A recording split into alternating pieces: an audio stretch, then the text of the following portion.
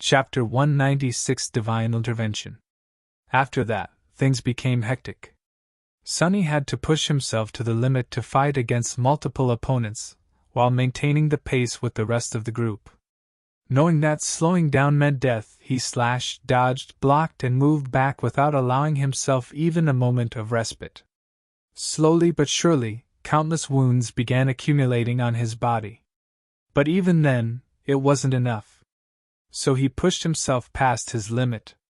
After all, this was the exact situation he had been preparing himself for by enduring the ruthless onslaught of the Stone Saint day after day. The inevitability of having to fight against an overwhelming force. Dark, vehement fury ignited in his chest, washing away pain and fear. Come and get me! I'm right here! Who did they think they were trying to kill? Noticing 4 new abominations answer his call, Sunny couldn't help but laugh. Good.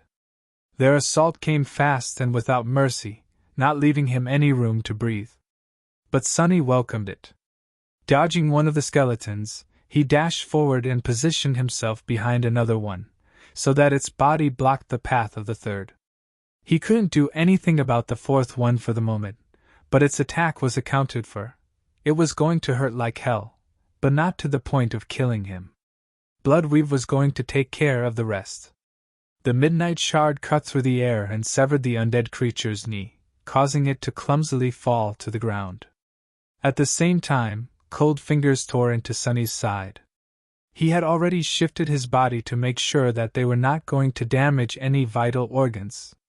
With Puppeteer's shroud taking most of the damage, Sunny only ended up receiving 5 deep scratches, which then instantly welled with blood. Ah! Crap! That hurts. But he didn't regret it. The only thing he regretted was the fact that, with the shadow wrapped around the midnight shard, he couldn't observe its movement during this long and arduous fight. Just imagining the kind of insight he could have gleaned from it filled him with avarice. Turning around and reversing his grip on the sword, Sunny commanded the shadow to move onto his body. Almost instantly, he felt a rush of power fill his muscles. In the same fluid movement, Sunny took a step toward the monster that had just wounded him and delivered a crushing blow with the pommel of the Tachi. The skeleton's jaw flew away in a rain of broken teeth.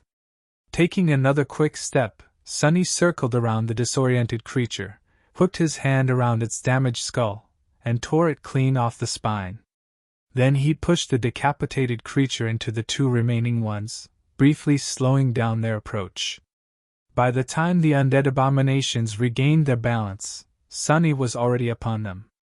The midnight shard flashed 3 times, turning the 3 skeletons into 3 piles of bones. Taking a step back, he narrowly avoided the claws of the last remaining skeleton, the one whose leg he had chopped off at the start of the skirmish. Sunny glanced at the creature that was madly crawling toward him and finished it off with one powerful thrust. Then he groaned. Ah, crap. I think I overdid it. Sunny was bruised, hurting all over, and covered in blood. What's worse, he was exhausted. This moving battle was too intense and had lasted for too long. Even with his endurance enhanced by the bloodweave, he was nearing the point where his performance would start dropping rapidly.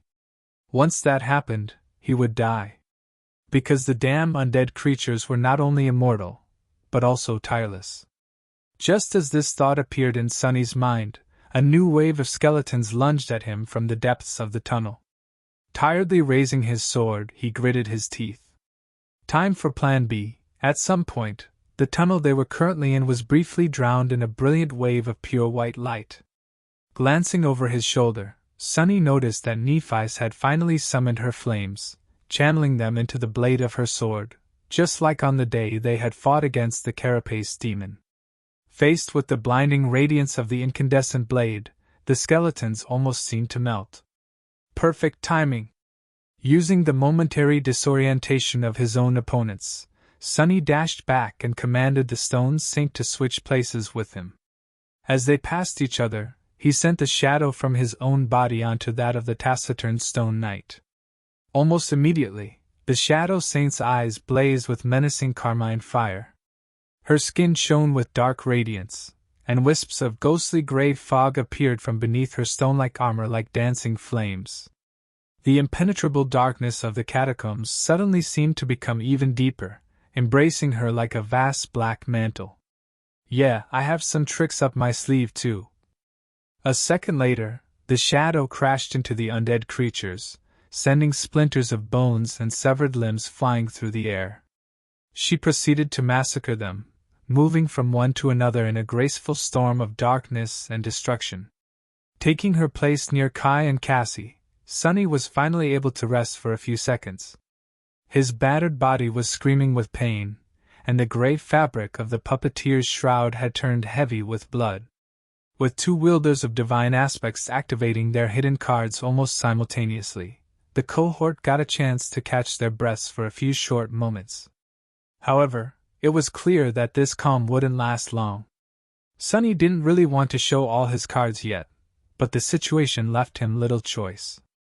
He doubted he could continue this mad dash for much longer. Plus, chances were that the rest of the party, preoccupied as they were with their own share of the undead monsters, would either fail to notice the sudden alteration happening to the stone saint or assume that it was just an ability of hers. Using the opportunity, Sunny took a look at the condition of his companions. It was not good. Changing Star's armor was battered and torn, with blood seeping down her right side. Effie's shield looked like it was on the verge of coming apart, while her white chiton was painted red. Castor managed to preserve some semblance of a collected look, however, there was a deep gash under one of his eyes, his face bloodied and grim. Kai was doing not much better. He was pale and visibly exhausted, his auburn hair disheveled and soaked with sweat. Sunny didn't even want to think about his own sorry appearance. Only Cassie, whose Tier 6 armor made her less likely to be attacked by an enemy, looked more or less fine. However, her flying rapier had several visible nicks on its slender blade, and looked tired and dispirited overall, as much as a flying weapon could look like anything. In short, one thing was painfully apparent from their state. If things didn't change soon, all of them were going to die. Skillfully using his sword to cut down a skeleton that had suddenly lunged at him from a side passage, Sunny strained his lungs and shouted, "Hey! Effie! How far are we from the exit from this damned place? When is this going to end?" Swatting away an undead monster of her own, the huntress briefly glanced back and grinned.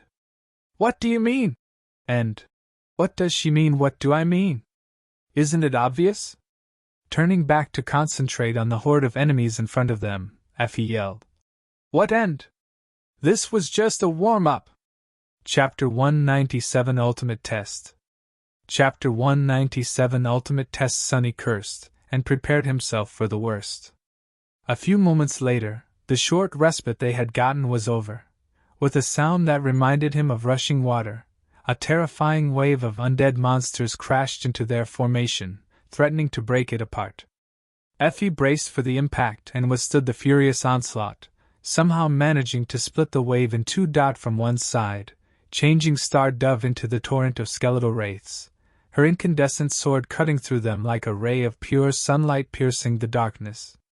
From the other, Castor's enchanted blade was doing the same. The scion of the Homley clan moved with astonishing speed, turning into a blurry whirlwind of ghostly green steel. Everything that touched it turned to dust. Sunny glanced at Kai and said in a hoarse voice, "Prepare yourself." In the next moment, the wave of monsters was upon them. Left without the comforting protection of his shadow, Sunny could only rely on his own ability, cunning, and technique. Dashing forward, he clashed with the first skeleton. His sword flashed through the air with lightning speed, and a headless corpse instantly fell to his feet, blindly clawing at the stones in front of it. Sunny had never fought like this. From the first day on the Forgotten Shore, he always had something helping him resist the horrors of the dream realm. Be it his shadow, cover of darkness, changing star, or the stone saint. Now, he had to face the torrent of nightmare creature with nothing but his own frail human body, and resolve, This was the ultimate test of pure skill. Gritting his teeth, Sunny tried to remember the feeling of clarity he had experienced after the carapace centurion had crushed his ribcage with one strike of its terrifying bone scythe. All unnecessary thoughts were obliterated by his will, leaving only two. Kill your enemy. Prevent the enemy from killing you. Using this clarity, he entered the state of flow. His perception expanded, absorbing every detail and aspect of what was happening in the dark tunnel. His thinking accelerated, turning the mayhem that surrounded them into a stark and streamlined pattern of cause and effect. Connected to the underlying law of it all, Sunny was able to react to the actions of his enemies faster and predict them better. Sishim! With a hissing sound, the midnight shard cut the air and slashed the next monster across the chest, splitting the skeleton diagonally in two. Without paying the defeated creature any attention, Sunny instantly lunged at the next one. His movements were fluid and unpredictable, but also grounded and firm. Every strike, every step was calculated and efficient, focused on delivering the maximum amount of damage while preserving as much of his strength as possible. It was a perfect combination of the two seemingly contradictory battle styles that he had learned. Just like that, Sunny danced between the countless undead monsters, his sword cutting one after another down. The midnight shard wasn't unimaginably sharp like Castor's Jian, nor filled with annihilating white flame like Nef's radiant longsword. However, it refused to give in and remained unbroken. No matter how many tough bones the Tachi cut, not a single dent appeared on its blade. With blood streaming down his body and sweat biting his eyes, his muscles on the verge of breaking apart, and his lungs desperately burning for air, Sunny somehow kept up this mad tempo and fought. At some point, he heard a furious roar from somewhere ahead and briefly looked up. Noticing that Effie had dismissed her battered round shield and finally summoned the beautiful bronze spear. With it in her hands, the huntress became even more deadly. Multiple skeletons burst into a shower of broken bones, cut apart by a wide arc of the ancient weapon. However, at the same time, more and more wounds started accumulating on Effie's body. Despite everything, things weren't going well for the cohort. Or at least, it seemed that way for a while. At some point, however, Sunny noticed that the number of skeletons attacking the cohort from the front had begun to diminish. Pretty soon, Nephi's, Effie and Castor were getting a few moments to catch their breaths from time to time. The pressure on himself had also lessened. Ada the Stone Saint, on the other hand, had to hold off an ever-increasing number of undead creatures attacking the party from the rear. When the balance of the rolling battle noticeably shifted, Changing Star gave a command to change the formation of the cohort. She quickly dashed back to reinforce the taciturn shadow, while Sunny moved forward to support Castor and Effie at the head of the group. Once he got there, the huntress gave him a tired smile. "Hey, doofus. You look like shit." Sunny glanced down and had to agree with her. With his armor torn in a dozen places and soaked through and through with blood, he looked pretty much exactly as dead as the nightmare creatures they were fighting. However, Effie's state wasn't any better. He smiled crookedly. "Thanks. You're quite a looker yourself, you know." The huntress scoffed, and then turned away to face another of the undead abominations. "Hold fast. We're almost there." She told the truth. After several more minutes of furious fighting, the tunnel they were moving through suddenly opened into a large cavern. A few meters in front of them, the floor of the catacombs was broken, collapsing into a vast, seemingly bottomless chasm. That terrifying abyss was filled with darkness that even Sunny's sight couldn't pierce. The chasm was no less than 40 meters across and stretched far into the distance to both left and right, like a dark border separating the world of the living from the world of the dead.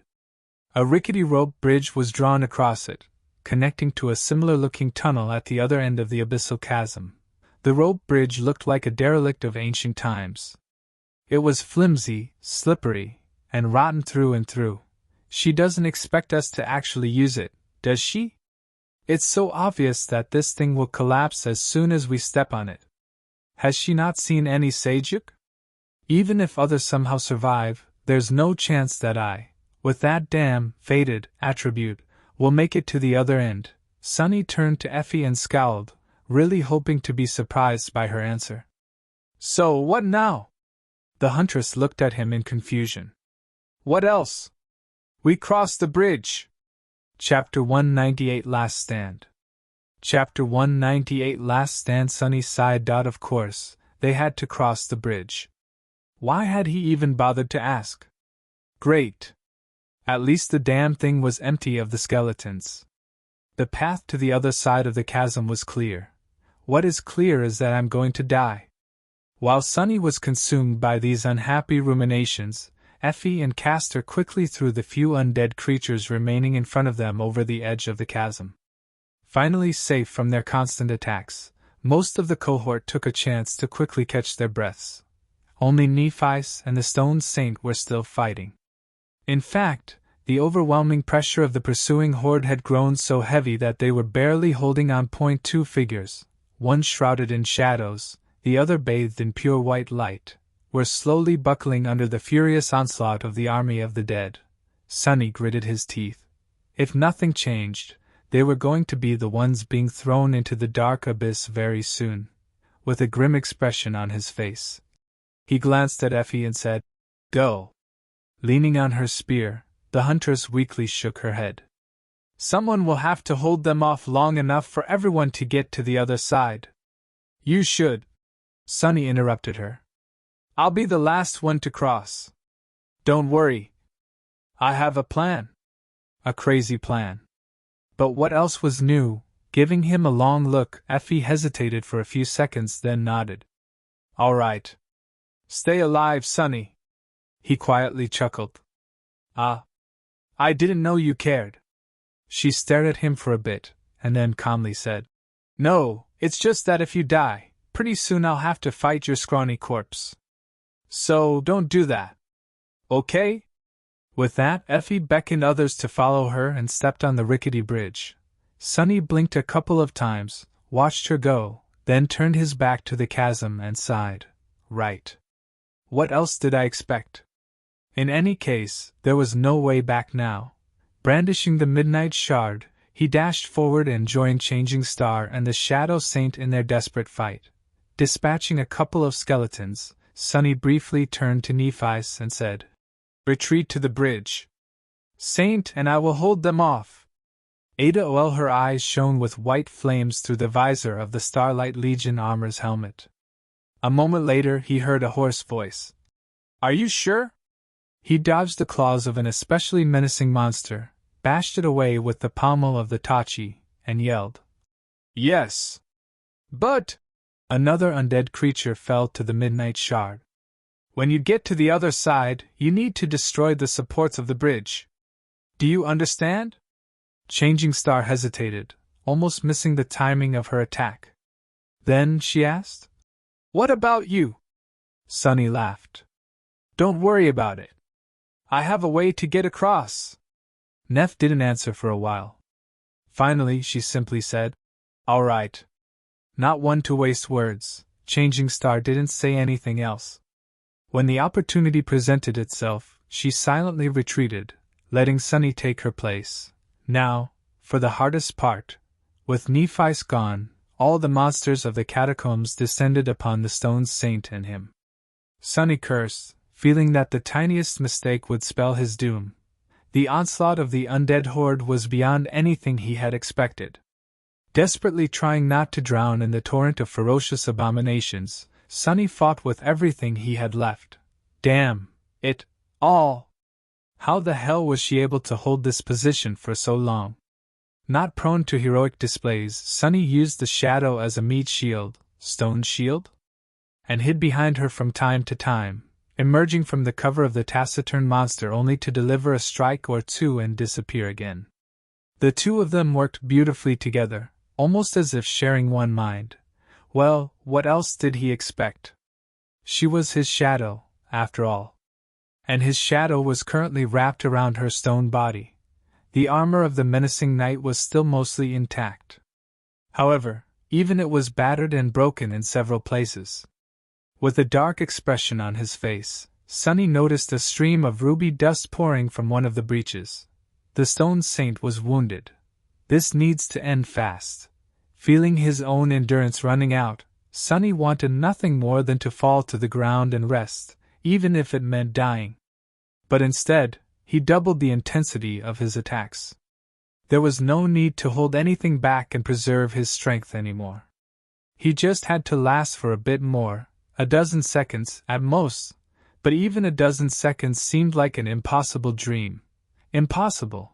He knew someone who was in the habit of making impossible things happen. With a furious growl, Sonny cut another skeleton apart, received a glancing blow to his already wounded side, and stumbled back. The shadow appeared in front of him, enduring a rain of attacks with the help of her already battered shield. Her feet slid on the stones, but the taciturn knight stubbornly held. Goddamn. When? This chapter is updated by FREEWEBNOVEL. As if answering his silent cry, and loud rattle followed by a thunderous boom informed him that the bridge had been brought down. Now, there was nothing connecting the two sides of the terrifying chasm. Sonny was left alone against the horde of immortal monsters, with no way to retreat. Finally, turning his back to the undead creatures, Sonny peered into the darkness. Seeing the cohort waiting for him on the other side of the dark abyss, he lingered for a moment, sighed, and ran to its edge. The shadow slipped from the body of the stone saint and wrapped itself around his own. Suddenly weakened, the taciturn monster held the entire horde back by herself for a split second, and then dissolved into darkness, returning to the tranquil expanse of the Soul Sea. With no obstacles to slow them down anymore, the flood of skeletons lunged forward. They were just a meter or two behind Sonny, stretching their deadly claws to tear him apart. Too close. Approaching the abyssal chasm, Sonny briefly glanced into the impenetrable darkness that filled it, and without pausing even for a second, jumped off the edge.